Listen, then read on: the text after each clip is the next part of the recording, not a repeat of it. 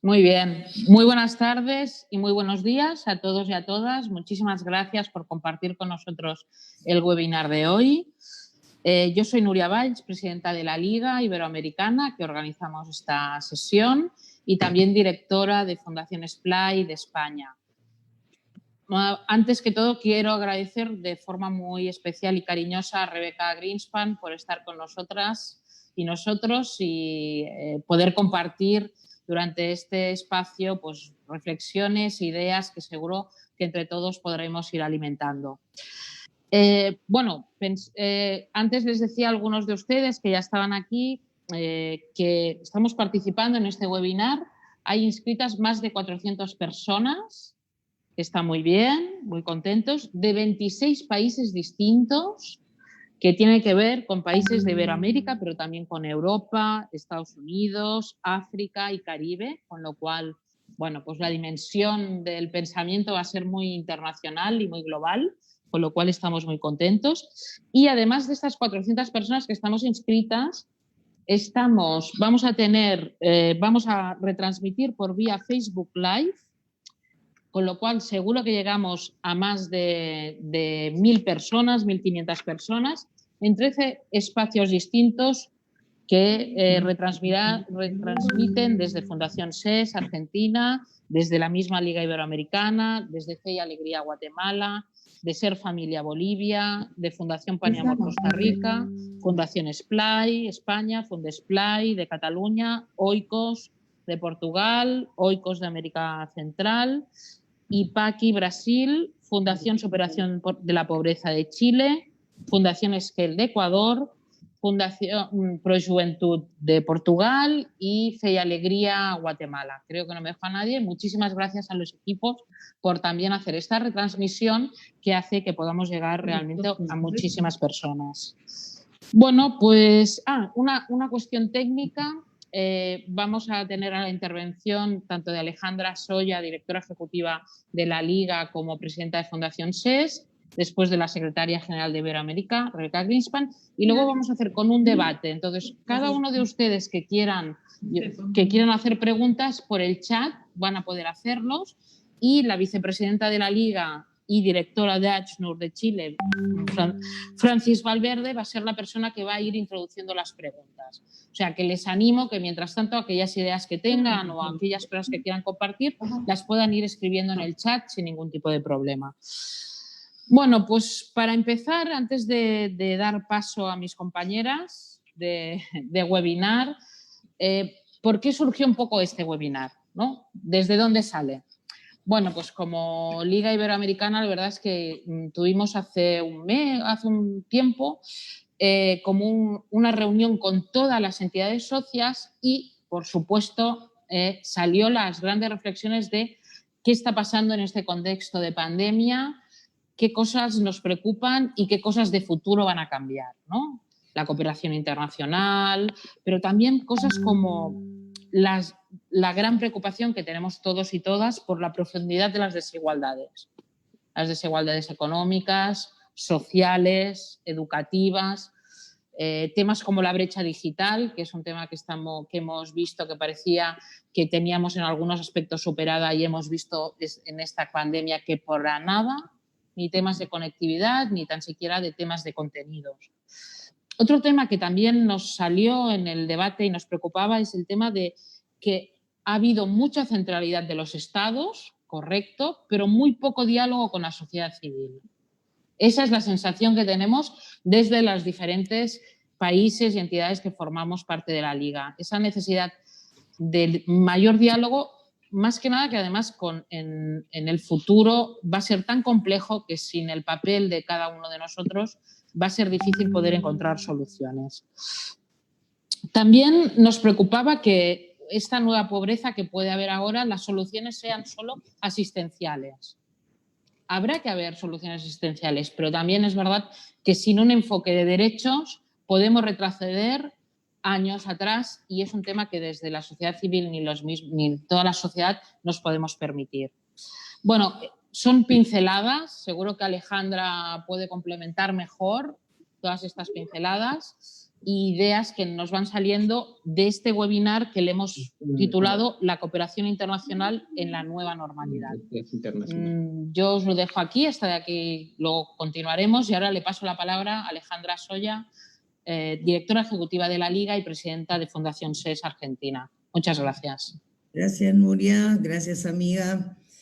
Bueno, la verdad es que es difícil y maravilloso este momento, diría. Difícil porque no puede dejar uno de poner también el corazón y alguna lagrimita que se da sin querer, pero que tiene que ver con que todos los que estamos aquí tenemos muchas personas a las que estamos atendiendo, representando, buscando que puedan ampliar sus derechos, que puedan conquistar nuevos derechos, en una situación realmente muy compleja, ¿no? De todas maneras, no dejamos de accionar, somos personas de acción. Cada una de las personas que está aquí, segura estoy que están haciendo cosas como te contamos, Rebeca, que hemos estado reestructurando nuestras organizaciones, hemos estado reconvirtiéndonos, aprendiendo de cuestiones vinculadas a las tecnologías y armando programas para llegar a la gente. Hemos hecho muchos estudios, investigaciones donde apareciera la voz de los jóvenes, de las mujeres, de los distintos grupos poblacionales con los que la Liga trabaja. Y como decía Nuria, estos son los temas más fuertes, el tema de género, el tema del cuidado, el tema de cómo pensamos el cuidado y cómo pensamos el teletrabajo también, ¿no? Son puntos importantes. Dicho esto, a ver, tenemos un desafío que es lo que nos convoca también, como lo planteaba Nuria en esta reunión. A ver, creemos que la nueva normalidad puede conducirnos a dos cosas. O de verdad podemos aprovechar esta nueva normalidad y este tiempo de pandemia para proponernos cambios estructurales que puedan no seguir agrandando las desigualdades profundas en la región, no seguir cooperando de la misma forma, no seguir pensando una Iberoamérica como la que teníamos hasta antes de la pandemia, o si no, podemos simplemente transitar esta etapa confinados creyendo que todo va a ser igual. Y es un riesgo muy grande. Entonces, simplemente creo que hay cosas que vinieron para quedarse y que depende de cada uno de nosotros el desafío que podamos darnos. A mí me toca presentarte, Rebeca, y digo, lo primero que quiero hacer y adelante de todos es darte un abrazo, porque de verdad siento de corazón que no sos cualquier persona para nosotros, para mí en particular, y para todos los que estamos aquí, y para muchos otros que te tienen como referente en estos temas que tienen que ver con la cooperación.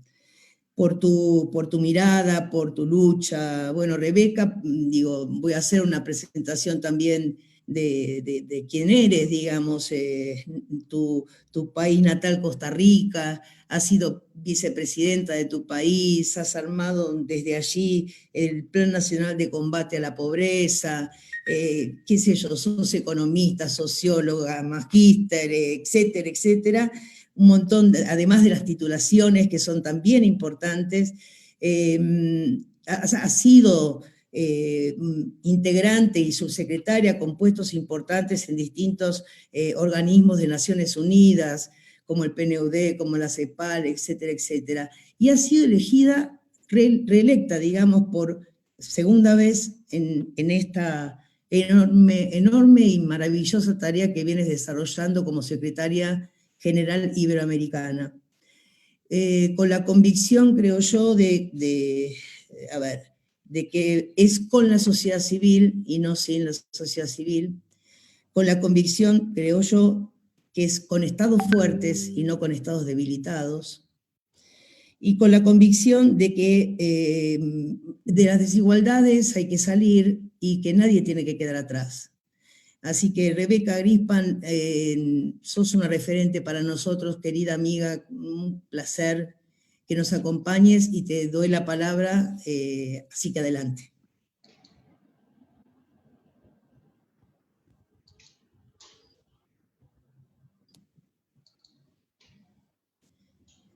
Tiene apagado el micrófono, Rebeca.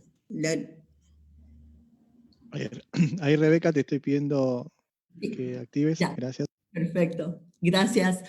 Bueno, querida Nuria, querida Alejandra, muchísimas gracias en primer lugar por organizar esto, por esta invitación. Hemos peleado mucho para que el espacio iberoamericano siga teniendo a la Liga de Organizaciones de la Sociedad Civil, a la Liga Iberoamericana, y ustedes han sido un pilar de esa lucha, que ha sido una lucha a través del tiempo. Y yo creo que es muy importante tener esta conversación, más que una... Yo voy a hacer una intervención, pero más que todo tiene que ser una conversación, porque no vamos a salir de este momento en el que estamos sin un diálogo muy profundo con todos los actores de la sociedad. Y yo en eso coincido totalmente con lo que ha dicho Nuria y con lo que ha dicho Alejandra. Y voy a tratar de resumir un poco cómo veo yo la situación, cómo interpreto este momento histórico de alguna manera, además de los datos sobre la región y qué líneas tenemos que establecer para el futuro en términos de trabajo conjunto, ¿no? Para provocar un poco también la conversación que sigue. Yo sí tengo que comenzar diciendo que yo en toda mi vida de economista, de internacionalista, de funcionaria pública, no he vivido un momento como este. Y eso tiene que llevarnos a una reflexión mucho más profunda, digamos, que solo el momento del corto plazo, ¿no? Mi preocupación, como lo han dicho ustedes, es las profundas grietas que puede dejar esta crisis, ¿no? Al principio se decía que el COVID igualaba, pero eso no es cierto, ¿no? Ni todos tenemos la misma probabilidad de enfermarnos, ni todos pasamos las medidas de distanciamiento social de la misma manera, ni todos tenemos la misma posibilidad de curarnos. En el sentido más amplio, digamos, de hablar de curar, no la tenemos los individuos y no la tenemos los países, ¿no? En esta crisis. Y por lo tanto, es evidente que esta es una crisis que interacciona con nuestras debilidades estructurales, con las desigualdades que teníamos antes del COVID, con las tareas que no hicimos y no terminamos en el siglo XX, con la falta de la universalización de nuestros sistemas de salud y de protección social, con el hecho que todavía tenemos millones de personas en la región que no tienen acceso al saneamiento y al agua potable, con el hecho de que solo el 20% de los jóvenes y niños y niñas que hoy en día no están en la escuela, 165 millones, nunca me he vivido una cosa así, solo el 20% tienen realmente la posibilidad de acceso digital que les permita estudiar. Y eso sin tomar en cuenta la presencia o no de los padres, porque muchos de sus padres son los que están en los servicios esenciales y en los servicios de cuidado sin poder estar con ellos en el estudio o tener las habilidades para poder apoyarlos en su estudio, etcétera, ¿no? Entonces, claro, esta interacción con las brechas y las debilidades estructurales que traíamos pre-COVID tiene el potencial de profundizar la desigualdad y sin duda la pobreza en nuestra región. Y los números son, yo les digo, los números son tremendos, esa es la verdad. Y detrás de esos números hay gente de carne y hueso que puede pasar por mucho sufrimiento y que está pasando por mucho sufrimiento en este momento. De acuerdo a las proyecciones, la caída del Producto Interno Bruto en términos promedio en la región será de alrededor del 9.4%. Eso es un dato que yo nunca he visto antes. ni siquiera en la década de los 80, en la que pude estar, digamos, desde el lado como funcionaria pública. Los números de CEPAL en términos de la proyección de pobreza y de pobreza extrema que acaban de revisar son brutales. 45 millones más de personas por debajo de la línea de pobreza. Y de esas, 28 millones en pobreza extrema. Y pobreza extrema significa hambre en nuestra región, ¿no? Los datos en términos del empleo también son duros. Alrededor de un 15% de pérdida de empleos formales. Y por supuesto que la realidad de que esta es una región muy diversa, ¿verdad? Pero doy los números en promedio, podemos entrar a especificidades después, pero esta es una región que tiene Latinoamérica, ¿no? El 54% de su fuerza de trabajo en el sector informal.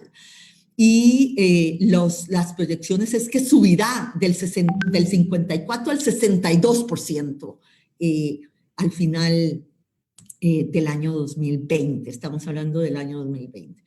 Y la recuperación no será tan rápida como algunos esperaban inicialmente.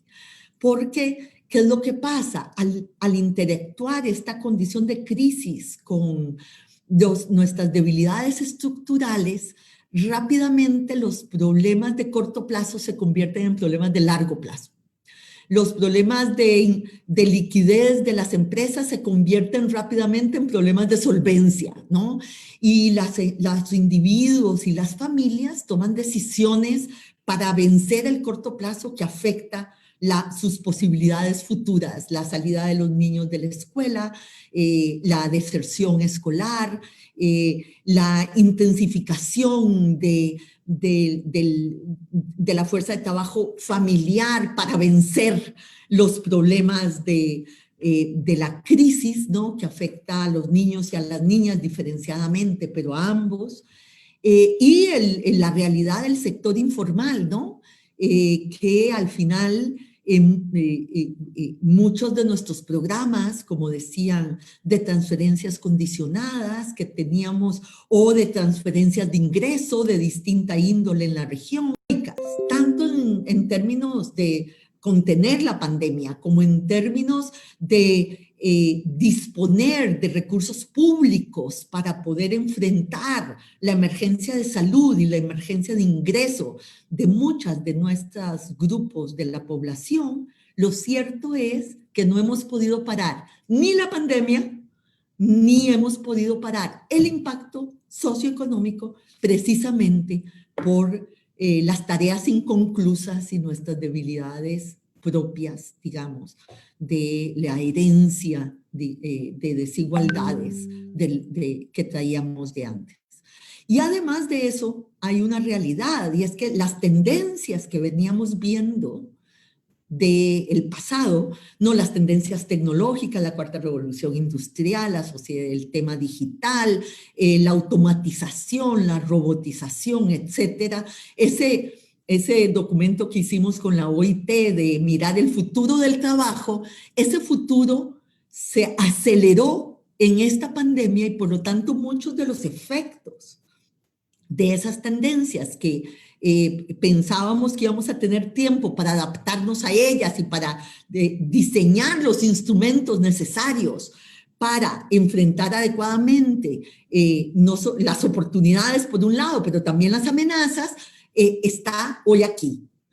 O sea, por ejemplo, el presidente de Telefónica aquí en España dijo que en estos 3 meses ellos habían llegado a los números que esperaban en 5 años en términos en términos digitales. O en 3 meses, 5 años. Y eso no ha pasado solo con este tema, eso ha pasado con muchos de los temas. Y eso profundiza los impactos sobre la crisis, ¿no?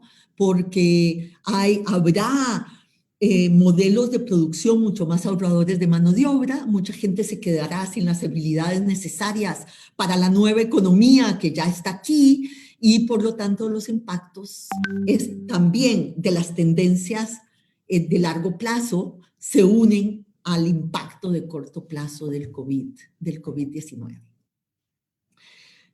Por esa razón, y yo he sido un poco osada en decir esto, yo no soy historiadora, pero yo he dicho y repito que en realidad estamos viendo el inicio del siglo XXI, que los siglos no empiezan cronológicamente, que el siglo XX probablemente empezó con la Primera Guerra Mundial en el 14, ¿no? Muchos dijeron que el siglo XXI empezó con el ataque a las Torres Gemelas, ¿no? Pero yo creo que tal vez en términos de la geopolítica eso sea cierto, ¿no? Eso cambió la geopolítica. Pero yo creo que en términos de la vida de la gente, de la vida de los ciudadanos, de la población, el siglo XXI está empezando con esta pandemia, porque esta pandemia cristaliza muchas de las tendencias que veníamos viendo y por lo tanto nos sitúa en un abrir y cerrar de ojos, en 3 meses nos sitúa realmente en otra época. Y cuando se habla de la nueva normalidad, en realidad lo que estamos hablando es de un cambio de época, ¿no? Y la pregunta es, ¿cómo será? ¿Qué podemos hacer para que esa nueva normalidad no solo sea nueva, sino mejor? Yo creo que en términos de las mujeres, ninguna de nosotras quiere volver a la vieja normalidad. No es que esa era una normalidad que nosotros queríamos, ¿no?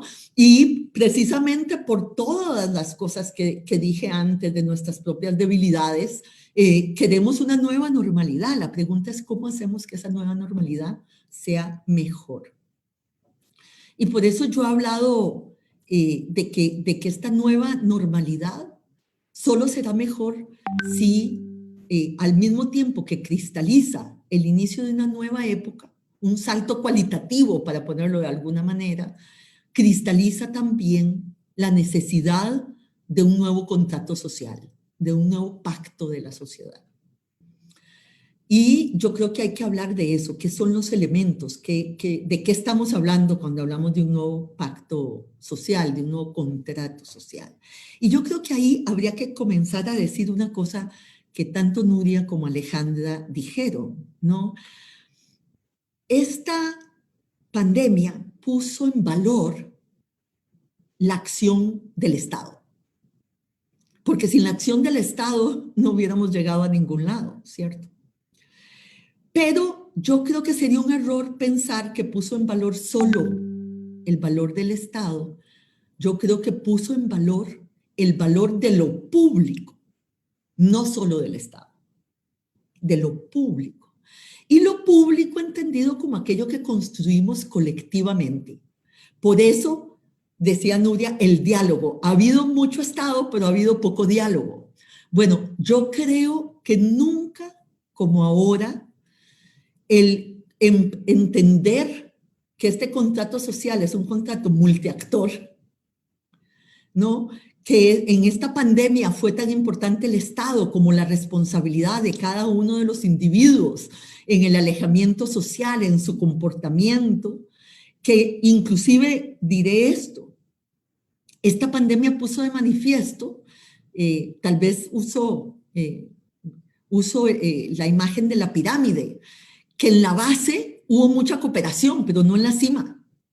Esta pandemia, que fue una pandemia global, tuvo una respuesta fragmentada, tuvo una respuesta más nacional que multilateral. Más aún, diría que en muchos casos no solo nacional, sino nacionalista. Lo que se dio al inicio de esta pandemia en la incapacidad de los países de coordinar acciones en la compra de insumos y de equipo y de reacción, ¿no? Que fue lamentable el espectáculo, ¿no? De ver cómo aviones eran secuestrados en el aeropuerto para dárselo al país, que no sé qué, no sé cuál. O sea, la falta de coordinación de una respuesta internacional fue evidente, ¿no? Más aún, Más aún, yo digo, no tengo duda, que la respuesta del 2008 fue mucho más multilateral que la respuesta que estamos viendo hoy en día. El Consejo de Seguridad se pronunció inmediatamente en la crisis del 2008-2009. El G20 tomó acciones súper rápido. Se capitalizaron los bancos de desarrollo, se emitieron derechos especiales de giro del Fondo Monetario Internacional, se tomaron acciones que impidieran solo una acción proteccionista y descoordinada de los países. No hemos visto nada de eso en esta pandemia. Probablemente un elemento que ha sido un poquito más esperanzador es que por lo menos la Unión Europea, que comenzó mal, ha evolucionado hacia un programa mucho más multilateral y mucho más acorde con las necesidades del momento. Pero todavía no hemos visto eso en el campo multilateral. Lo que funcionó mejor fue la cooperación horizontal. Por eso hablo de la base. Funcionó la solidaridad de la gente, donde hemos visto probablemente la cara más generosa de mucha de la gente que ha estado al frente de esta pandemia. Sin duda alguna del sector salud, 70% mujeres en el sector salud. En la mayoría de nuestros países no cambian mucho los números, aunque solo tienen el 18% de los puestos directivos. Ese es algo que hay que anotar, ¿no? Pero además todos los trabajadores de los servicios esenciales, ¿no? Que realmente pusieron su vida en riesgo para que el resto de la sociedad tuviera los bienes y los servicios que necesitaba tener. Y por eso digo que hubo mucho más generosidad, solidaridad y cooperación en la base que lo hubo en la cima.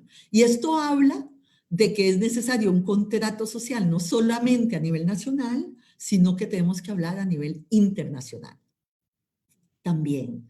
Y ahí yo diría que junto con decir que este siglo, digamos, que este es el inicio del siglo XXI, diría también que hay dos conceptos fundamentales, digamos, como precondiciones para ese nuevo contrato social, y es el hecho de que nuestra noción de desarrollo tiene que cambiar. También el cambio de nuestra noción de desarrollo tiene que cristalizarse con mucha más fuerza en esta crisis, ¿no?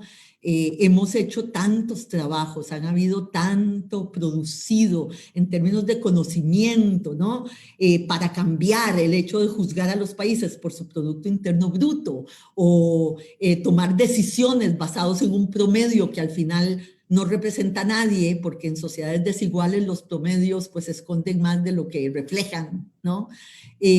Yo creo que eso habría que dar ese salto ahora más que nunca, ¿cierto?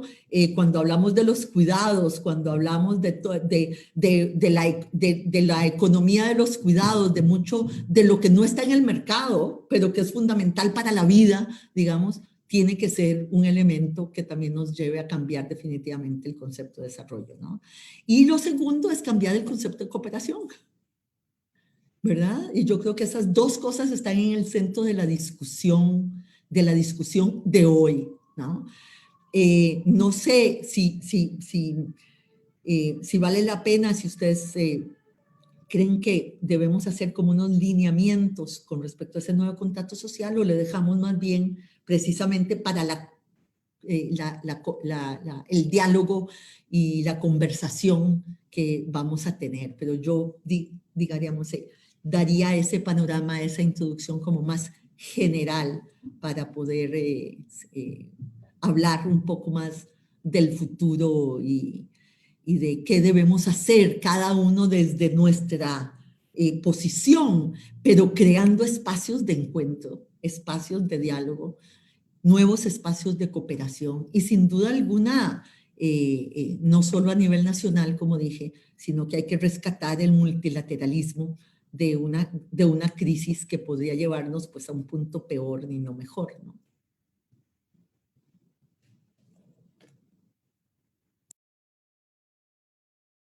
Muchas gracias, Rebeca, por tu intervención y el panorama que nos estás marcando, ¿no? De alguna manera este tema de los dos cambios, ejes centrales que estás poniendo, que son el cambio de la noción de desarrollo y el cambio necesario en términos de la cooperación, me parece que son como los dos grandes focos, ¿no? Y eso impacta en todos los niveles, en el educativo, en el sanitario, en el social, en el económico, ¿no? Yo creo, tiro una primera línea de pensamiento y después, por supuesto, Francis, estarás recopilando, y tú, Nuria, lo mismo, si quieres. Vamos entrando, sí. Pero algunas reflexiones que estamos teniendo, a ver, hay algunos temas que tienen que ver con el financiamiento del Estado, ¿no?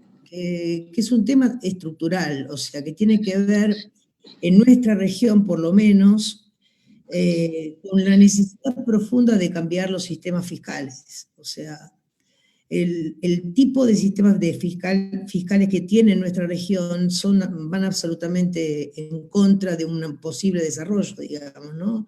Digo, en nuestro país, por ejemplo, se está hablando muy fuertemente del impuesto a la riqueza, pero no tiene solamente que ver con el impuesto a la riqueza. Una cosa es distribuir el ingreso y otra cosa es distribuir la riqueza, ¿no? Como lo pongo sobre la mesa como un cambio estructural que nos ubica también a pensar qué pasa con los paraísos fiscales, qué pasa con los recursos que entran y salen de nuestros países con absoluta facilidad.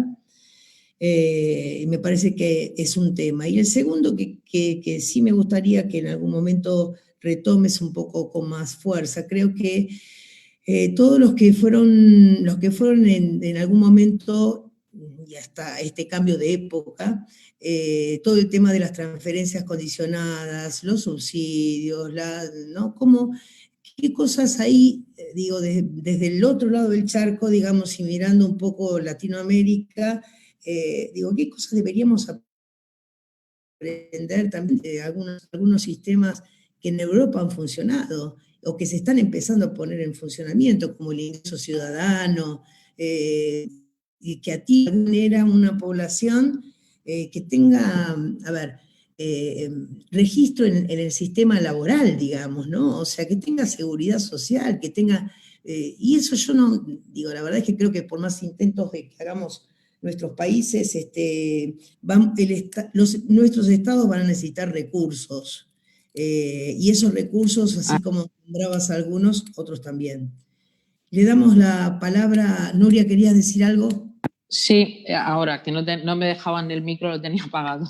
No, con estos temas que, bueno, Rebeca, como siempre, muy interesante, como muchísimas cosas para pensar. Y yo con esto que ahora comentaba también Alejandra, el tema de la fiscalidad y del ingreso mínimo vital, estas políticas, y con lo que tú estabas situando del tema del pacto social y la multilateralidad, pensaba, ¿cómo podemos reforzar la gobernanza global?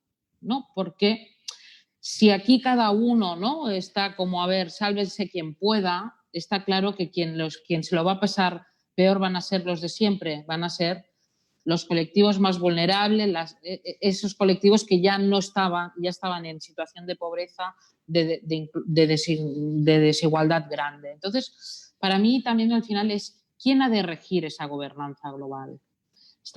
Políticamente estamos viendo liderazgos muy conflictivos, ¿no?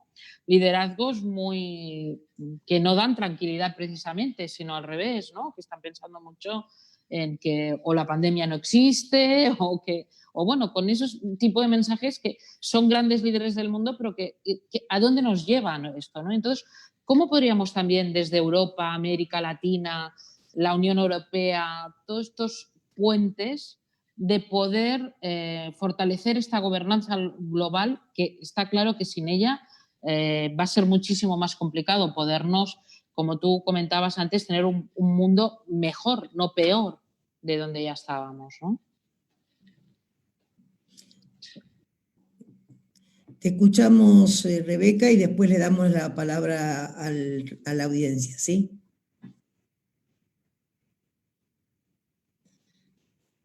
El micrófono de Rebeca está, Dami. Ahí le solicité el micrófono.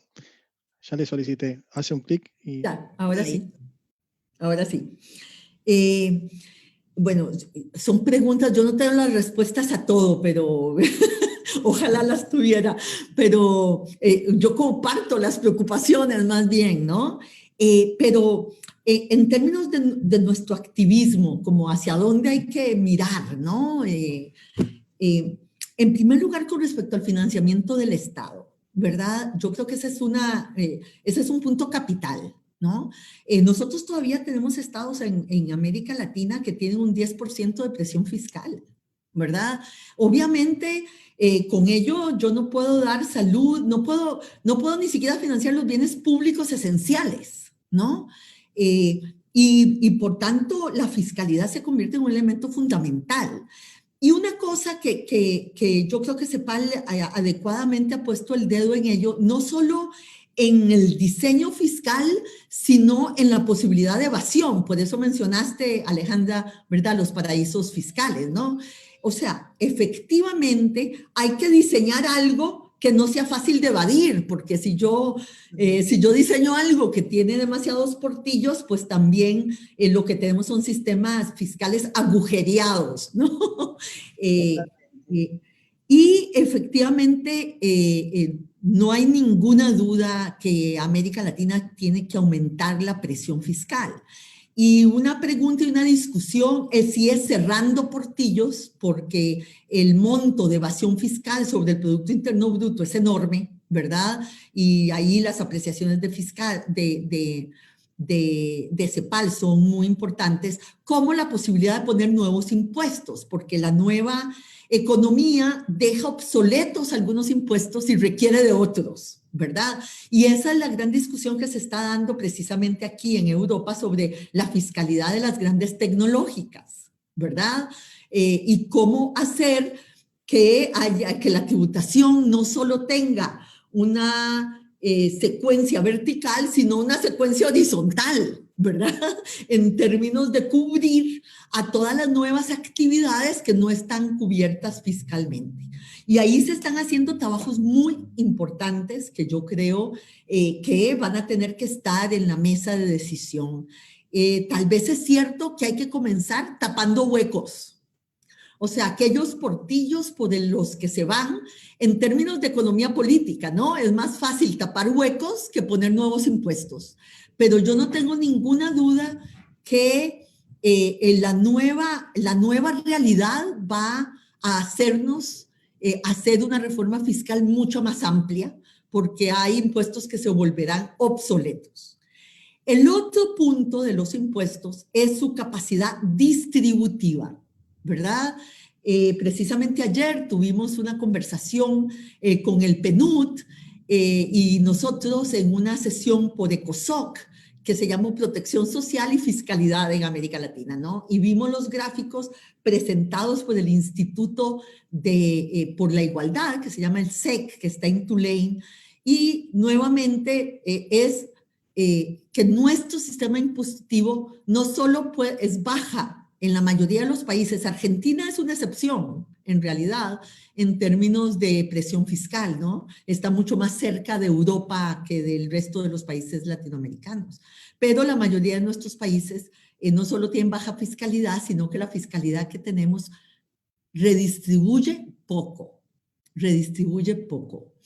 Y eso no es solo, y aquí yo voy a decir una cosa que a mí me impresionó mucho, que yo realmente no era una cosa que tenía tanta conciencia hasta hace pocos meses, y es que aunque uno diseñe un impuesto progresivo, puede ser que ese impuesto haga que las personas del decil más bajo o de los 2 deciles más bajos caigan por debajo de la pobreza por los impuestos, porque la comparación de lo que pagan en impuestos con lo que reciben del Estado no se compensa. Y por lo tanto, el Estado está, aunque el impuesto sea progresivo, el hecho de su pago con respecto a lo que recibe hace que la redistribución, o sea, que los impuestos sean una carga adicional sobre las personas más vulnerables. y los datos son muy lamentables, digamos, en términos de cuántas personas pueden caer por debajo de la línea de pobreza por nuestro sistema impositivo. Entonces yo creo que las dos cosas tienen que formar parte precisamente de esa discusión del nuevo pacto social del que hablábamos. Hay un tema que está muy de moda, que es todo el tema del ingreso ciudadano. Ahora, la verdad es que llamamos ingreso ciudadano a cosas muy distintas, ¿verdad? En España se acaba de aprobar el ingreso mínimo vital, pero no es un ingreso ciudadano universal. Eso es diferente, ¿verdad? Igual es esta evolución. Mucha gente llama ingreso ciudadano a las transferencias de ingreso que hemos dado en América Latina por tanto tiempo, pero no es un ingreso ciudadano universal. Y ahí la pregunta, o sea, yo creo que estas cosas hay que analizarlas en los contextos específicos, ¿cierto? Porque yo ahí tengo una coincidencia enorme con Alejandra. Y es que a mí me parece que desvincular totalmente el ingreso del mundo laboral, del empleo, tiene un problema. Tiene un problema. Tiene un problema inclusive en la evolución. Pero yo sí creo absolutamente necesario, especialmente en esta crisis, el que haya un ingreso mínimo vital para todo aquel que lo requiera. Y eso se convierte en un elemento fundamental en estos momentos de sobrevivencia y de superación de la crisis que estamos viviendo en este momento. Pero, ¿cuál es el diseño? ¿Cuál es la temporalidad? ¿Cuáles son los derechos que se adquieren? ¿No? O sea, en términos de seguridad social. Le damos en el tiempo, debemos movernos del ingreso vital que debe estar para todo aquel que lo necesita a la garantía del empleo, ¿verdad? Y esa es una discusión de cómo vamos a diseñar nuestra, el mundo en términos más justos y más distributivos. Hay distintas avenidas planteadas en este momento y esa discusión hay que tenerla. Hay que ver qué es lo que podemos pagar, qué es lo que podemos tener como derecho y qué es lo que tenemos que tener también como realización personal. Y por eso, Alejandra, yo también pienso en el empleo y no solo en el ingreso, ¿verdad? Pensemos en los cuidados, ¿no? O sea, yo no tengo ninguna duda de que va a haber una demanda por los empleos de cuidado enorme. En nuestra transición demográfica, las transiciones que estamos viviendo, la realidad que se ha puesto de manifiesto, sin duda alguna harán que necesitemos mucho más empleo en sectores fundamentales, en salud, en educación, nos vamos a tener que educar a todo lo largo de la vida, en los cuidados necesarios para todas las personas, para la vejez. O sea, yo no tengo ninguna duda. La pregunta que nos hacemos es si esa demanda por estos empleos es una demanda solvente. O sea, si esa demanda puede pagar por los cuidados que necesita. Y ahí es donde yo creo que tiene que venir el Estado. Y que eso tiene que proveerlo el Estado. Ahora, ¿estamos hablando de que el Estado provea un ingreso ciudadano para todo mundo? ¿O estamos hablando de que el Estado provea un ingreso vital para el que no lo tiene y todos los servicios y empleos necesarios para el bienestar de la población? ¿Me explico? Y ahí yo creo que tenemos que tener esa conversación, tenemos que tenerla. Y yo creo que tenemos que tenerla sin etiquetas, ¿verdad? Porque de repente si no piensas que lo único que hay que hacer es el ingreso ciudadano para todo mundo, entonces de repente no estás del lado correcto de la historia, ¿verdad? Yo creo que tiene que haber un ingreso vital. La pregunta es si ese tiene que ser un ingreso ciudadano universal o si primero tenemos que solventar las carencias de la demanda insolvente de servicios esenciales que tenemos que darle a toda la población, ¿verdad? Yo estoy siendo como muy sincera en esto, ¿no? Y ahí es donde estamos. Lo que me pregunta Nuria, y perdonen que fue tan larga la respuesta anterior. La gobernanza global, yo coincido, Nuria, estamos en una nueva guerra fría. Y lo que pasa es que esta nueva geopolítica, y lo digo así, esta nueva geopolítica no deja espacio sin que sea un espacio geopolítico de tensión. ¿Me explico? O sea, la tecnología es un espacio de la nueva geopolítica. La cooperación es un espacio de la nueva geopolítica. O sea, nada está quedando fuera. Y aquí América Latina tiene un problema, porque nosotros estamos, perdonando la expresión, ensanguichados, ¿verdad? Yo siempre digo, cuidado, esta es una región bioceánica. Necesitamos el Atlántico y el Pacífico, ¿verdad? Y yo creo que un canal de oxígeno de salida a esa tensión entre China y Estados Unidos es Europa. Es Europa. Y por eso para nosotros es tan importante que nos unamos con Europa para que este mundo multipolar sea también un mundo multilateral. ¿Verdad? Estamos viviendo una multipolaridad disfuncional. Queremos ir a una multipolaridad multilateral. Y esa pregunta todavía está abierta. Esta discusión comenzó con la caída del muro de Berlín, donde ya veíamos un mundo mucho más multipolar. Y decíamos, ¿va a ser este mundo multipolar más multilateral? Que es lo que quisiéramos hacer. Y todavía no, esa respuesta, digamos, en los hechos no está dada, pero las tendencias son preocupantes. Y yo creo que aquí, América Latina, y nosotros lo hemos hecho en nuestro espacio iberoamericano, una de las cosas más fuertes de la cumbre pasada fue volver a reestablecer nuestro compromiso con la Agenda 2030 y con el multilateralismo. Y yo creo que ahí Europa también, y lo voy a decir, tiene que ser muy fuerte, porque con este enredo en que nos metieron las categorías de países de ingreso medio, mal llamados, ¿verdad? Con una unidimensionalidad en la comprensión del desarrollo, de eso tiene que librarse Europa ya, ¿no?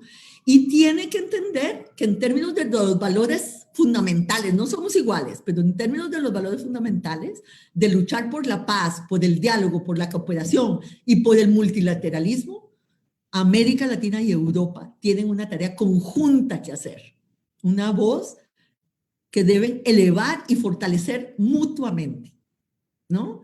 Y para ello tenemos que entender que este nuevo mundo implica ser más simétrico y más horizontal. La verticalidad es lo que ha quedado demostrado que no funciona. Lo que ha funcionado es la horizontalidad y la simetría, el aprendizaje mutuo, el respeto hacia lo que el otro trae, ¿no? Hacia los activos que cada uno de nosotros tiene. Y yo creo que ese es, digamos, el gran capital de la cooperación iberoamericana, que ha sido en la práctica una cooperación horizontal y simétrica. Yo les voy a decir, por ejemplo, nosotros activamos montones de redes como la Liga, ¿no? Una de ellas fue la de autoridades de medicamentos, que son los que hacen los registros de los medicamentos, de los aparatos, de los equipos. Y yo decía, qué increíble, activamos esa red muy rápido, comenzaron muy rápidamente, precisamente porque ya estaba la plataforma, a intercambiar información, experiencia, avances científicos, etc. Y yo decía, esta cooperación salva vidas, porque una semana de atraso, ¿verdad? En términos de saber qué es lo que está pasando en un país son muchas vidas. Un montón. Y, perdona, Rebeca, ¿crees que Europa está preparada para esto? algunas partes de Europa. Porque la Unión Europea últimamente, no sé. No, yo creo que hemos avanzado, ¿verdad? Nosotros hemos comenzado a financiar o a asesorar a la cooperación europea en cooperación triangular, ¿verdad? Vale. Porque yo siempre digo, la cooperación triangular, el triángulo puede ser vertical. Claro, sí, claro, o la base. O... Este triángulo no lo queremos, No. queremos este triángulo. Este triángulo. Sí. ¿Verdad? Sí, y sí. hemos comenzado a asesorarlos a toda la parte de cooperación europea en cooperación triangular horizontal. Tal. ¿Verdad? Bueno. Efectivamente, hemos hecho un paquete ahí, ¿verdad? Para introducirnos, y estamos financiando cosas de innovación ciudadana con la Unión Europea, que es también cooperación horizontal, o actividad horizontal, ¿no? En términos del talento de la población y de los ciudadanos a las soluciones, ¿no? Ahí vamos poco a poco. Ahí vamos poco a poco. A ver, yo propongo, si les parece bien, queridas amigas, dos cosas. Una, que podamos hacernos una foto, les pedimos a todos que vayan abriendo sus cámaras, que podamos ir haciéndonos todos una foto en este momento para vernos las caras, para poder... Y ahora sí, digamos, viene el espacio claro de que cada uno de ustedes a través del chat viene haciendo preguntas. Entonces, saquémonos primero una foto así, como estamos, acompañándonos. Y ahora sí, Francis, querida, Francis Valverde, te vamos a pedir que nos puedas... No me deja el anfitrión, la gent diu, las cámaras. ¿Qué pasó? Perdón. ¿No deja? ¿Tenemos algún problema? No estamos estamos aceptando a todos los que quieran abrirla. Ábrala, que están todos muy lindos, por favor. Compartamos este momento que estamos hablando de cosas menores, ¿no? Cuánta gente linda, cuántos amigos del alma, de verdad. Me está diciendo mucha gente, ya lo están resolviendo. No me deja el anfitrión, dice Ania Hoffman. Dale, a ver. Disculpen, estamos admitiendo a todos en las cámaras y ya no estamos dejando entrar al Zoom solo a las personas que conocemos porque hemos tenido algún problema. Gracias. Bueno, estamos entonces... Denos 20 segundos más o menos para que termine de conectarse las cámaras, por favor, que son 155 personas. Gracias. Bueno. Yo porque quería, Rebeca, también que pudieras ver un poco quiénes son, ya que no vamos a tener tiempo para que levanten la mano y hagan las preguntas, pero sí Francis y nuestro querido amigo también Patricio están recuperando las voces, hay muchas felicitaciones, muchos aplausos, muchos guiños, digamos. Me parece que estamos...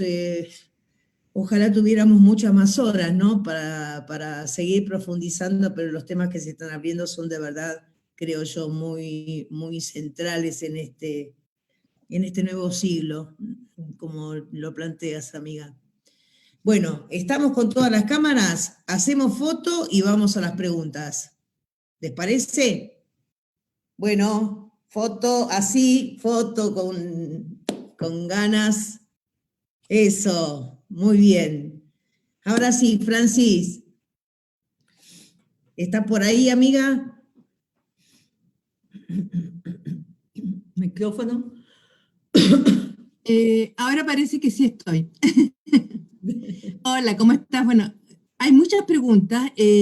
Algunas han sido ya tocadas por Rebeca en su presentación, pero mira, si uno pudiera definir los temas, básicamente está el tema de el apoyo a los municipios, ¿no? Alonso Vigo de Perú plantea, ¿no es cierto?, cuál será el rol real que los municipios van a tener en la pandemia, porque ellos están directamente vinculados con la gente, y hay dificultades para interrelacionarse con la cooperación. Es un tema que evidentemente en nuestros países es clave porque los municipios son los que están vinculados.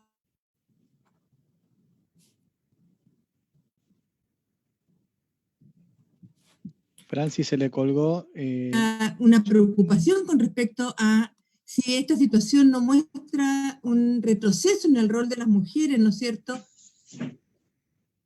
¿Perdón? Francis, a ratos se te pierde la imagen y el audio, entonces vamos a tratar de apagar tu cámara para que tu conexión sea mejor y te podamos escuchar, ¿te parece? Ok, no hay problema. Mil gracias.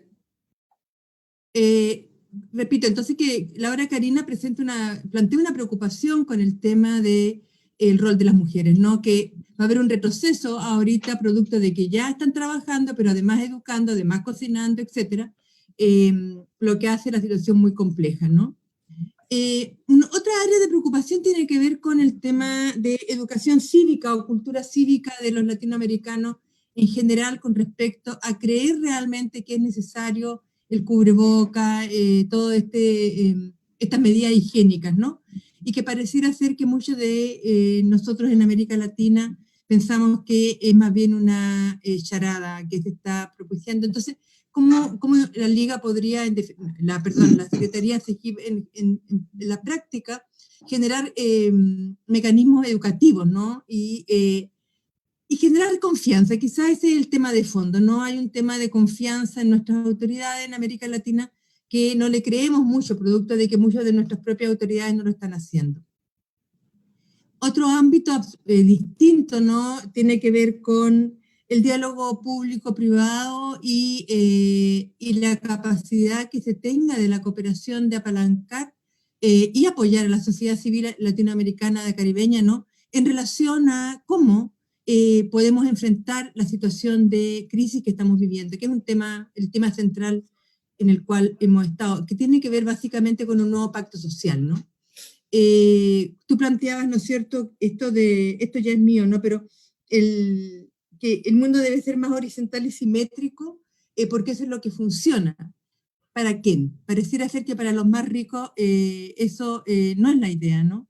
Y eso plantea un poco Adrián Falco de Argentina, cuando dice que cuando nos planteamos el tema de, por ejemplo, los impuestos, a quienes habría que grabar es a los grandes ganadores de la pandemia, como son, por ejemplo, Facebook, con Amazon, etcétera, que han subido sus ganancias sobre 40%. Entonces, en general, ¿no es cierto?, cómo estamos visibilizando estos temas que van a afectar gravemente, tú lo planteabas al principio, Rebeca, en relación a la pobreza que va a aumentar, la desigualdad que parece que es evidente que va a aumentar, pero que algunos están profitando de esta pandemia y de manera brutal. Entonces, esto de un nuevo pacto global, un nuevo desafío de desarrollo, no pareciera que está siendo escuchado por los mismos que estamos siendo afectados, ¿no? Entonces, cómo ahí la cooperación va a funcionar en términos no solo del apoyo monetario y recursos, sino que también en este nuevo diálogo social, ¿no es cierto?, que permitiría un cambio de modo de vida, ¿ya?, que es lo que plantea José Luis de Guatemala, ¿no es cierto?, que plantea José Fernando Baptista también de Brasil, y Sisi Montilla de México, etcétera, cómo trabajar desde esa perspectiva. Esas son básicamente un resumen de las preguntas que se han planteado en el chat. Bueno, mil gracias, Francis, maravilloso resumen. Yo voy a tratar de dar algunas pinceladas, yo creo que todas muy válidas, con toda sinceridad. Primero, el tema de los municipios, de lo local, ¿no? Este diálogo no puede ser solo multiactor, tiene que ser multinivel, ¿no?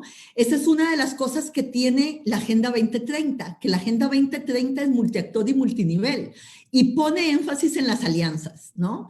El retomar la Agenda 2030 también es retomar las dos cosas, la necesidad de que la respuesta sea multinivel y la necesidad de que la respuesta sea multiactor, ¿verdad? Y tienen razón, nosotros mismos tenemos una dificultad. Por ejemplo, nosotros tenemos un foro de gobiernos locales que en el espacio iberoamericano, no, casi ningún espacio tiene eso, pero nos cuesta articularlo. Porque claro, como tenemos municipios muy distintos, como son muchos, si nos pueden ayudar inclusive a pensar cómo en el espacio multilateral podemos ayudar a conformar mejor este espacio, este foro local, ¿no? Y conectarlos más con la cooperación, que tienen razón. Hay una dificultad que siempre hemos tenido, yo soy muy sincera, que son los gobiernos nacionales, que no les gusta para nada ceder la cooperación a los municipios de manera directa. Y eso es cierto, lo sabemos todos, ¿no? Entonces, ¿cómo hacemos para crear un ecosistema que ponga a los municipios en la mesa, ¿verdad? De la cooperación, en una articulación con lo nacional, porque tampoco se trata de pasar de la monarquía al feudalismo, ¿no? Se trata de poder establecer una articulación mejor entre lo nacional y lo local, ¿no? No matar uno de los lados, ¿no? Entonces, yo creo que esto va a haber que pensarlo más, ¿cierto? A mí no me gusta tampoco el decir, no, sí, todo tiene que ser descentralizado, etcétera, etcétera, porque romper el vínculo con lo nacional tiene consecuencias muy graves para los municipios, ¿verdad? Entonces, también puede ser una lavada de manos de lo nacional en términos de lo local. Entonces, yo creo que hay que buscar el balance correcto y desde lo internacional tenemos que buscar una mejor manera de llegar. Y nosotros hemos estado discutiendo, inclusive dentro de lo iberoamericano, de hacer, así como tenemos un espacio de educación, y de educación, ciencia y tecnología, de cultura y de cohesión social, hacer un espacio territorial, precisamente para tratar de una manera más permanente de asumir este reto. Pero ahí de verdad yo, todas las ideas y consejos que nos puedan dar para ello serán realmente muy, muy bienvenidos. El retroceso en las mujeres, yo creo que vamos a ver efectivamente tendencias en las dos direcciones. Por ejemplo, ¿no? El quédate en casa, ¿no? Quédate en casa por la pandemia, y ahora, cuando en la desescalada, sin medidas de conciliación familiar, ¿quién se queda en casa? Entonces se quedan en casa las mujeres y tenemos un retroceso en términos de su participación en el mercado laboral, en términos de su libertad de escogencia, ¿verdad? Y de la infraestructura del cuidado. Si no vuelven las escuelas, ¿qué significa la desescalada para las mujeres? ¿Verdad? Y efectivamente muchas de las aperturas se han hecho sin ninguna consideración al tema de la conciliación. Igualmente, las mujeres mucho más afectadas en los sectores en los que están empleadas, tanto formales como informales, ¿no? Los sectores que más empleo femenino tienen son los sectores de comercio, de turismo, de comunicaciones, y son de los sectores que han sido comunicaciones en el sentido más amplio, ¿no? Los sectores más afectados son los sectores con más empleo femenino, ¿no? Entonces también ahí puede haber un retroceso muy serio en términos del empoderamiento económico de las mujeres. Ahora, por el otro lado, también ha sido cierto que esta pandemia ha puesto, como dije antes, puesto sobre la mesa la relevancia del valor de la economía del cuidado. Y nosotros podríamos aprovechar eso más bien para tratar efectivamente de avanzar en el tema de la corresponsabilidad y, ¿verdad? Entonces a mí me parece que vamos a tener fuerzas, y lo mismo digo en el último punto sobre los impuestos y sobre el poder, ¿no? Finalmente, sobre los temas de poder, ¿verdad? Vamos a tener fuerzas en muchas direcciones y no todos vamos a sacar las mismas conclusiones de esta pandemia, ¿verdad? Y por eso es tan importante lo que estamos haciendo acá, por eso es tan importante las redes, la coordinación de redes, la presión que podamos hacer con nuestra voz, con nuestra acción. Yo diría, por eso es tan importante ser proactivos en la propuesta, ¿verdad?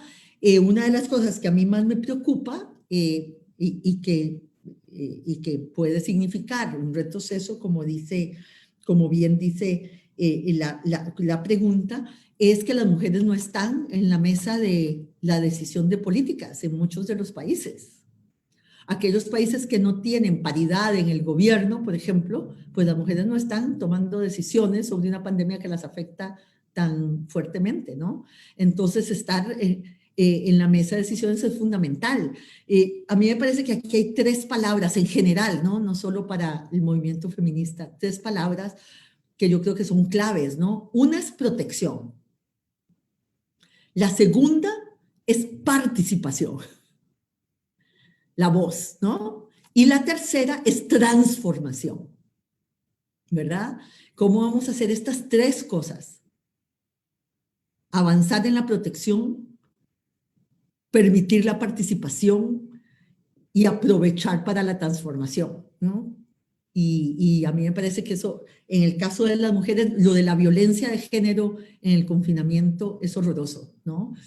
Tenemos ya datos de que se ha triplicado la violencia de género dentro, como producto de la pandemia.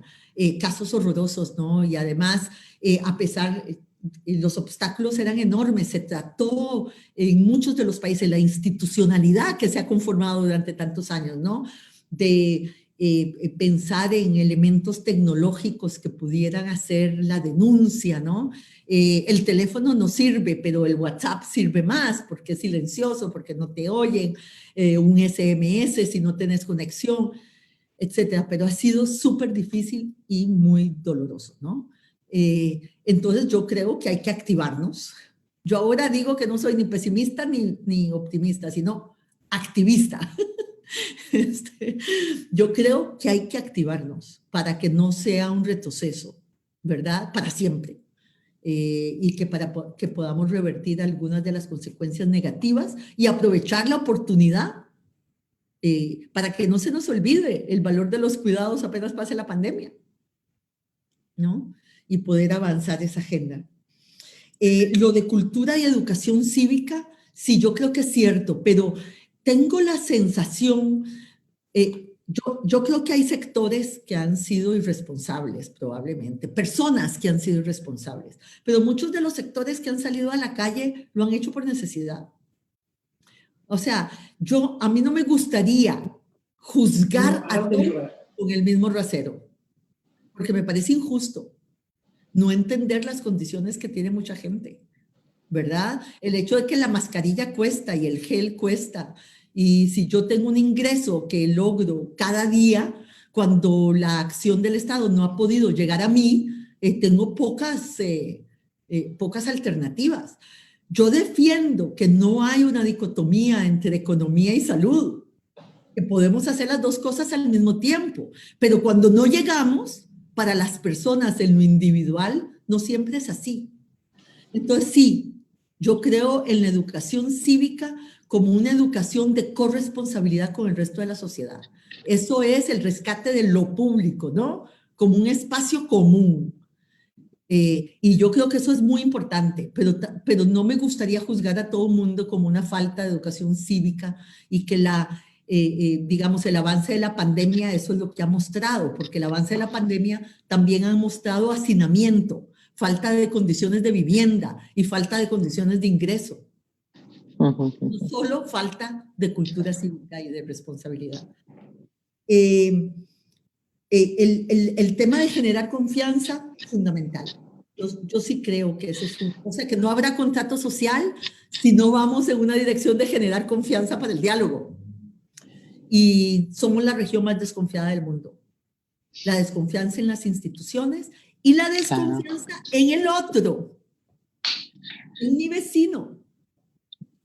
En los datos de medición del Latinobarómetro comparado con otros continentes, América Latina sale como la región más desconfiada del mundo.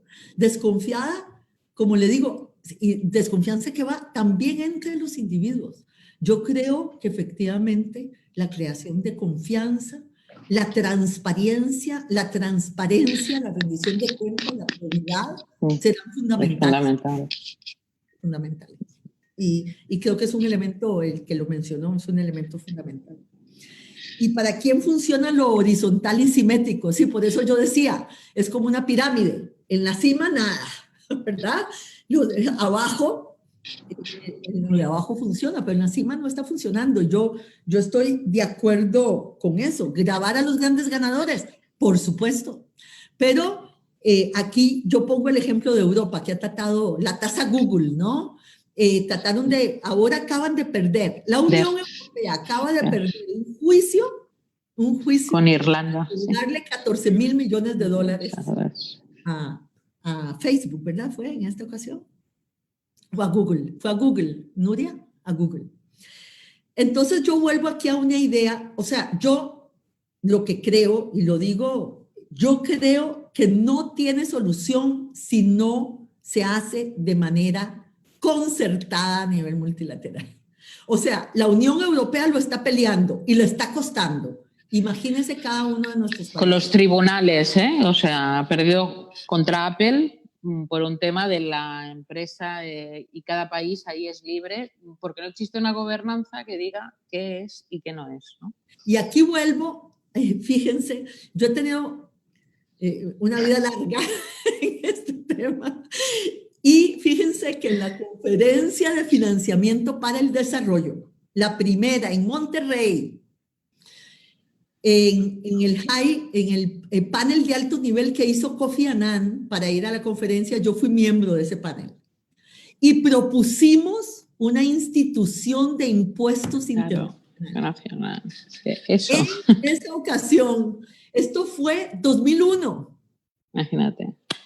2001. Nadie más tuvo la valentía de volverlo a proponer. Por supuesto, no estuvo en el consenso que se logró en Monterrey, que fue una conferencia muy importante, muy importante. Probablemente más importante que Addis Abeba. Pero lo de la institución para los impuestos, porque ya veíamos la dificultad de establecer individualmente, porque se movían de un lado a otro, porque era imposible expresarlos, ¿verdad? 2003 Monterrey, dice Elisa. Sí. Gracias, Elisa, 2003. Bueno, pero hoy en día yo sigo pensando en lo mismo. Si hubiera una colaboración impositiva en América Latina, lograríamos mucho más cosas entre todos nosotros que si cada país va para parte. Porque efectivamente aquí hay una asimetría de poder en la y las presiones muy fuertes. La presión muy fuerte, hay un tema de economía política, ¿verdad? Donde hay que estar vigilantes. Ojalá, yo creo que las veedurías de impuestos de la sociedad civil son muy importantes. Sí. ¿Verdad? Para presionar y evitar, ¿verdad? Todas esas manipulaciones, ¿no? Que son manipulaciones con respecto a los países. Y por supuesto que han sido grandes ganadores en esta pandemia. Por eso yo dije, no es cierto que esta pandemia iguala. Han habido grandes ganadores en esta pandemia. El tema es cómo llegamos a ello. Y yo creo que solo podemos llegar juntos. Que individualmente será muy difícil y casi imposible, porque la evasión, la capacidad de hacer lo que haces desde otro lugar es enorme, a menos que no tengas lugar donde ir, ¿verdad? Ese es el tema también de Europa con respecto a los impuestos. Sí. No voy a mencionar países, menciono el milagro, pero no el santo, pero lo digo, ¿no? Sabemos de cuáles hablamos. Sabemos de claro. Rebeca, hay una cosa que, digo, tomando esto que estás planteando, ¿no? Me vengo preguntando como última, estamos ya cubriendo casi el horario, pero sí diría, a ver, ¿cómo? Yo coincido con esto último que estás planteando en términos de que no es lo mismo la salida individual que la salida colectiva, ¿no? O sea, como principio de la vida, pero en este caso claramente en términos de la cooperación y demás. Digo, existen organizaciones, redes de organizaciones como la TINDAD, que forman parte del encuentro, ¿cómo se llama?, de todas las redes y organizaciones del encuentro cívico. Existe Eurodat, digamos, que están trabajando estos temas como redes de organizaciones. Yo ahí creo que invito a los compañeros, algunos deben estar por aquí también en esta reunión, invito a los compañeros a sumarse a estas reflexiones que tienen que ver con, no alcanza con lo individual, no alcanza con con quedarnos solamente mirando lo que nos pasa a cada uno de los países, sino que es preciso tratar de equilibrar las fuerzas políticas, porque está ni más ni menos que en juego el poder, y el poder no es de tonto, digamos, ¿no? Así que bueno, por ahí como cierre me parece que si tuvieras que decirnos 2 desafíos que crees que la sociedad civil tiene que enfrentar en esta próxima etapa, ¿qué nos recomendarías? Así, con absoluta confianza, ¿sí? Con toda la confianza, yo creo sinceramente que va a haber mucha polarización y que puede haber mucho enfrentamiento. Sí, tristemente. Muy dura. Y yo creo que la sociedad civil tiene que ser un actor para tender los puentes del diálogo con propuestas a las soluciones. Yo creo que necesitamos una calidad de liderazgo de la sociedad civil esencial en este momento, para que sea propositiva y para que vaya al diálogo. Una sociedad civil solo defensiva solo profundizará la polarización. Y por supuesto que hay cosas que hay que defender, no digo defensiva en el sentido de actitud, no defensiva porque no hayan cosas que defender, ¿verdad? Y hay que estar preparado para eso, porque no va a ser fácil encontrar, ¿no? Y en la propuesta, no debe haber una propuesta, no porque hay una sola verdad, ¿verdad? Debe haber una propuesta porque debe ser posible discutir distintas opciones, ¿verdad? Y yo creo que será muy importante empezar antes que después. Porque en ya procesos de polarización, y como decía la compañera que puso la pregunta, ¿no?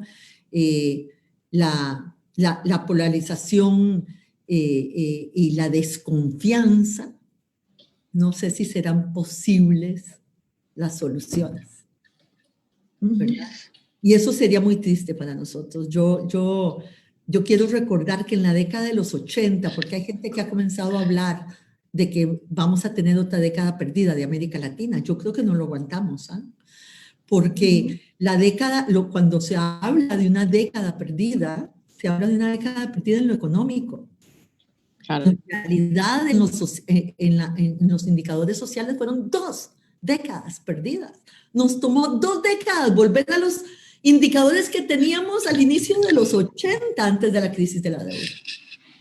Y eso yo no creo que nuestra ciudadanía, porque hay más ciudadanía, yo creo que hay más ciudadanía, yo no creo que nuestra ciudadanía lo aguante, ¿no? Y entonces, ¿cómo buscar una salida con más democracia, ¿no? Con mejoramiento institucional, tiene que ser parte de nuestra reflexión. Y no tengo duda que necesitará la voz el liderazgo de las organizaciones de la sociedad civil. En ese sentido, por eso, totalmente de acuerdo, pero es verdad que a veces la sociedad civil, las organizaciones, nos encontramos en un nivel de supervivencia y necesitamos como un refuerzo y reconocimiento por parte de los estados para poder hacer esas propuestas.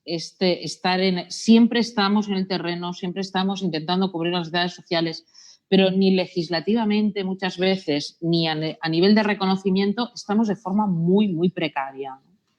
Y esto nos dificulta muchísimo el poder avanzar en eso que es lo que creemos como sociedad civil, ¿no? El poder hacer propuestas, además, muy ligadas al terreno, ¿no? A la base, a lo que necesitamos. Y por supuesto, con el Estado. Pero ni de forma global ni en muchos de nuestros países existe ese reconocimiento. Y ahí, no sé, tendríamos que hacer como redes, luchar grandemente, porque cuando estás pendiente de si vas a poder pagar a tus trabajadores o si vas a tener la subvención o si la vas a poder justificar, es muy difícil esto, ¿no? porque además las necesidades sociales cada vez son mayores y los recursos del sector cada vez es menor. Creo que eso también lo hemos de ir como, no es un tema corporativo, ¿no? Pero de ir situando para la defensa de los derechos de las personas con las que estamos trabajando, ¿no? La educación, la brecha digital, los temas de género, el tema ecológico, que no hemos podido hablar porque hay muchísimas cosas, los jóvenes, ¿no? Todo eso, sin un tercer sector que pueda hacer esas propuestas, entonces, paralelamente hemos de trabajar en cómo reforzamos el papel del tercer sector y el reconocimiento, ¿no? Y tú ya sabes que en muchos países es al revés, vamos para atrás y no para adelante, ¿no? Y ahí tendríamos que trabajar conjuntamente, ¿no? Nuria, es totalmente cierto y puede ser que la situación sea todavía más precaria. Ahí tenemos que, no sé, Europa, la Unión Europea, las grandes organismos, hemos de poner ese ODS de las alianzas realmente de verdad para poder hacer todo eso.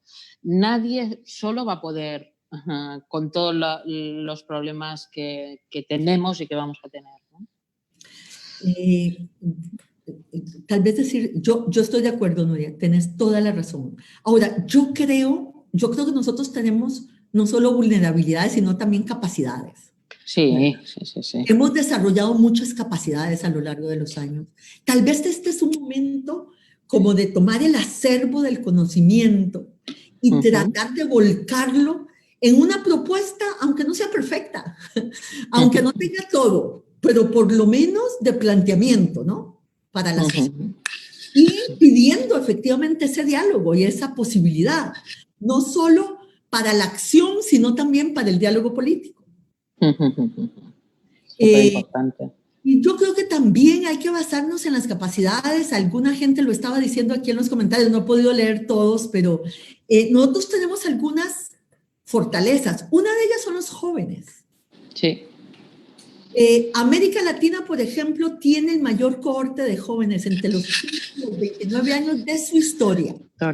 Y son los jóvenes más educados que hayamos tenido en la historia. Y probablemente, como digo yo, el talento es lo que está mejor distribuido en el mundo. Lo que está mal distribuido son las oportunidades, ¿no?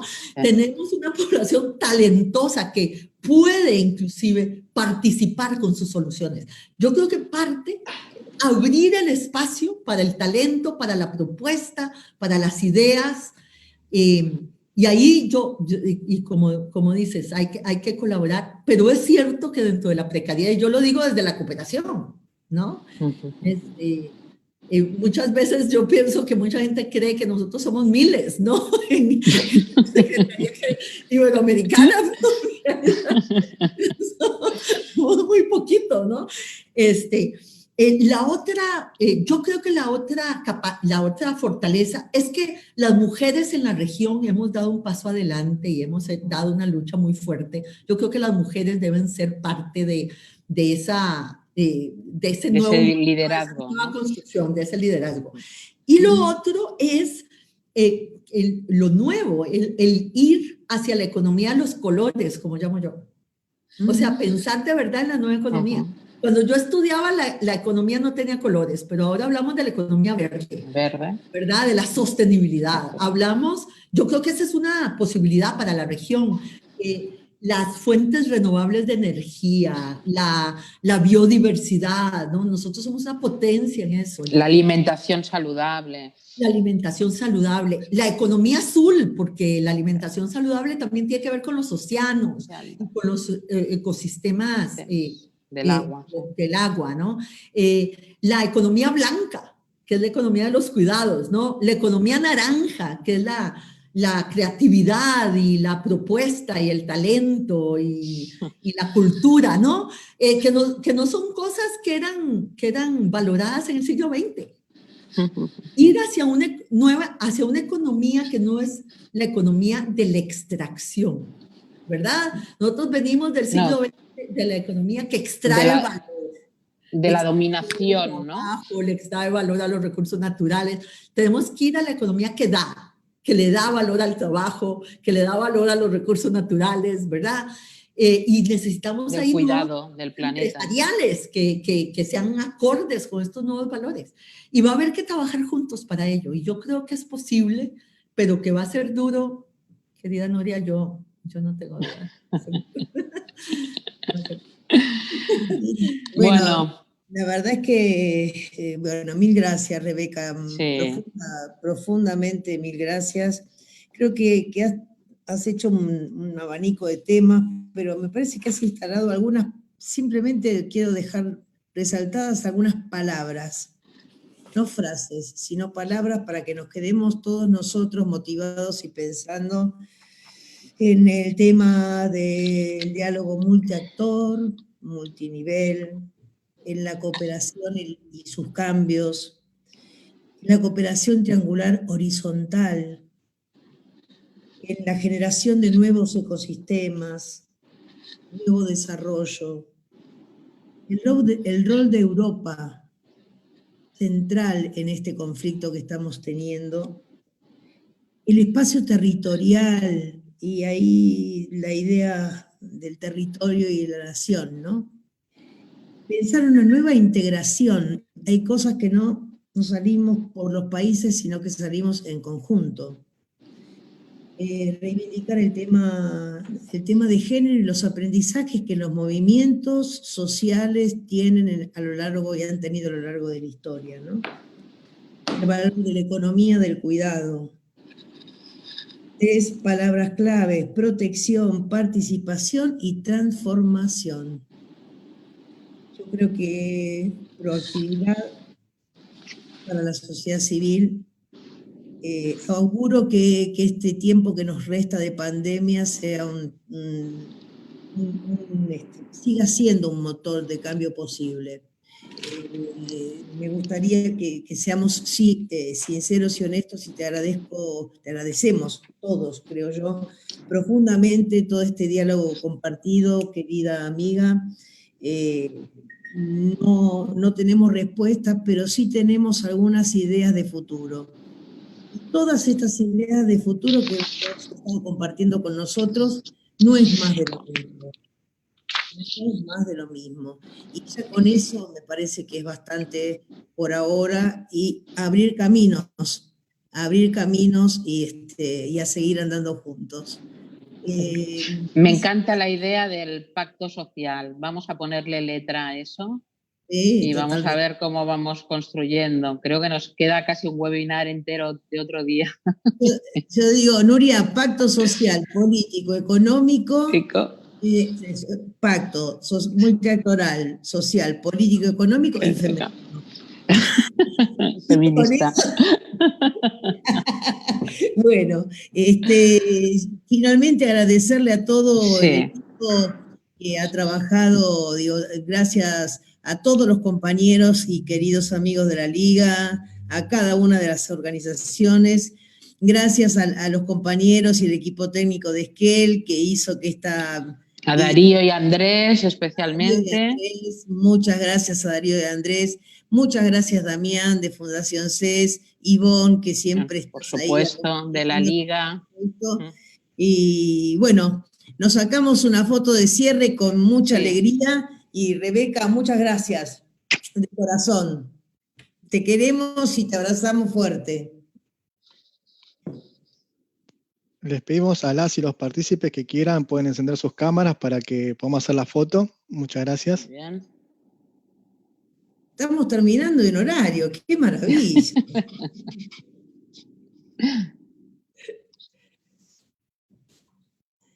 Un abrazo, Martín. Venga. Martín y Luis también, nombrarlos. Los compañeros de la SEGI, para todos. Gracias. Queridos, gracias. Un abrazo enorme. Chao, chao.